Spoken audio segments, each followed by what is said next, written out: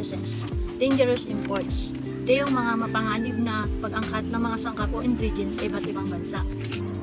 Mas mataas ang paggamit ng mga global na sangkap, mas malaki ang kahirapan sa pagtiyak na walang mga contaminant ang makakarating sa isang produkto. Mahirap malaman ang pinagmulan ng naturang contaminants kapag ang mga natapos na products o ang isang produkto na binibili natin ay may kasamang maraming sangkap mula sa iba't ibang lokal. For example, sa release bread, where to make people sick, there would be many potential ingredients and locals from which the contamination might have arisen. Ayon sa warning ng FDA, kapag ang isang tao na may peanut allergic nakakain ng Saralis desserts not affected by the recall, they could experience a serious or life-threatening allergic reaction. Sa mga ganitong halimbawa, ang mga kagaya nating mamimili ay helpless na pagdating sa mga nabibili nating produkto dahil hindi na natin alam kung saan nanggaling ang sangkap na nakalagay sa food label sa mga pakete. Globalization has led to an increase in imports of all kinds, kasama na ang mga mapanganib sa bansa at ang mga tao. Ang isyong ito ay naging tanyag kamakailan sa kaso ng mga pag-import ng mga Chino, lalo na sa United States at Europe. Habang ang dami at pagkakaiba-iba ng mga produktong inangkat mula sa China ng mayayamang bansa na may mas mahigpit na mga regulasyon ay sumabog sa nakalipas na 2 dekada at pagkatapos ay muling sumabog. Ang mga problema sa mga problemang nauugnay sa mga ito ay tumaas ng halimbawa na lamang ng United States na nag-import ng 70% ng apple juice, 43% ng processed mushrooms, at 22% of its frozen spinach from China. Overall, US food imports from China increased from 453.6 million pounds in 1990 to 3,867.3 million pounds in 2010. So sa loob lamang ng 2 dekada, nadagdagan na ng higit 3,400 million pounds sa pag-import lamang ng US food galing China. Some severe scandals have included an industrial chemical, kagaya ng melamine na dinadagdag sa pagkain ng alagang hayop na nagresulta sa 4,000 alagang hayop na namatay.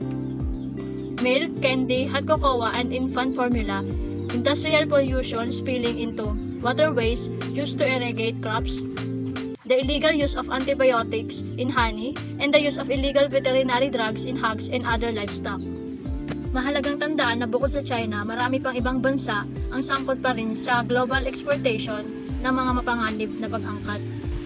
For example, American companies have exported pharmaceuticals that have been banned in the United States to other countries. Also, many Western countries, especially the United States, send their decommissioned ships to South Asia to be dismantled.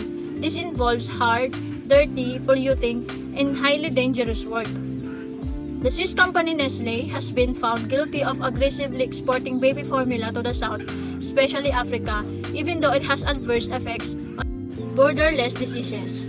Diseases such as plague, malaria, tuberculosis, and sexually transmitted infections or STI of various types have long been global in the reach. Borderless, ito yung mga common at mas mabilis ang pagkalat ng mga sakit. An specific example of an STI is syphilis, a chronic contagious usually venereal and often congenital disease caused by spirochete, and if left untreated, producing chancres, rashes, and systemic lesions in a clinical course with 3 stages continued over many years. It has recently spread throughout a number of less developed countries. Its roots are probably found in Europe and was spread by European colonialism and military exploits.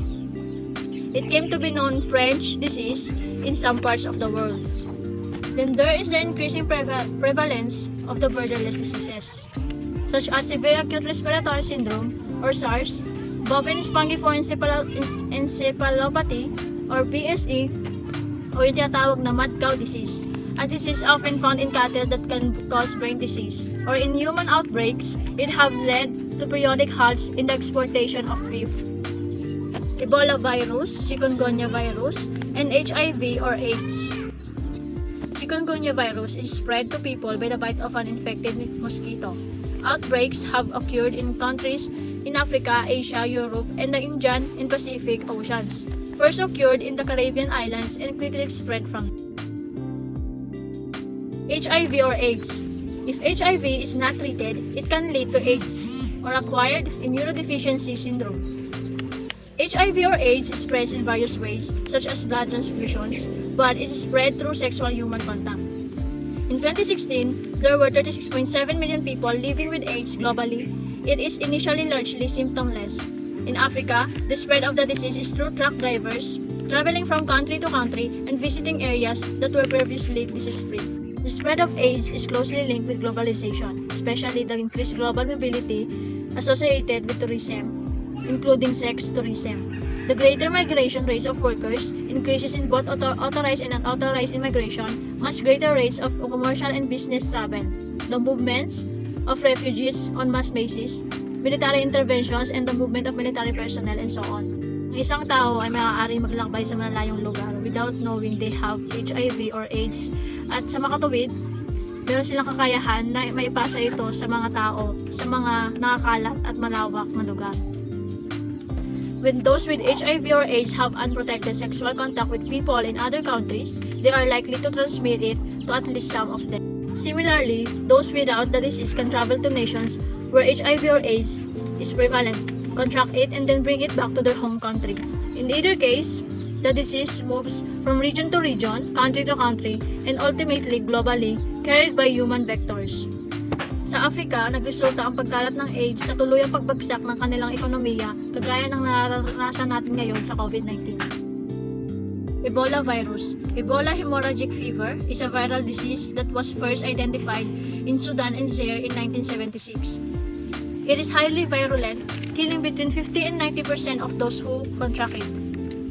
It is not spread by casual contact but through direct contact with the blood, bloody fluids, and tissues of those who are infected. It can also occur through the handling of chimpanzees that have the disease or that have died from it. Health officials rush to the affected area and seek to contain it by ministering to the sick and restricting contact with the outside world. Tropical diseases in Europe. The increase in tropical diseases in Europe indicates not only the importance of borderless diseases, but also that the impact of such diseases is not restricted to the south. This is related to another global problem such as global warming. One of the consequences of global warming is the increased ability of disease-bearing vectors, mosquitoes, from hot tropical areas to survive in areas like Europe. For example, migrant mosquitoes arrived in Italy from Albania about a decade ago in shipment tires. These mosquitoes spread a tropical disease, chikungunya, relative of dengue fever usually found in Italian Ocean area, by drinking the blood of an infected person and passing it on to those they subsequently bite. The chikungunya virus was found in France in 2010 and in Spain in 2015. In 2012 to 2013, there was an outbreak of dengue fever, which had not been reported in Europe for several decades in Madeira. The West Nile virus has appeared recently in Bulgaria, Hungary, and Romania.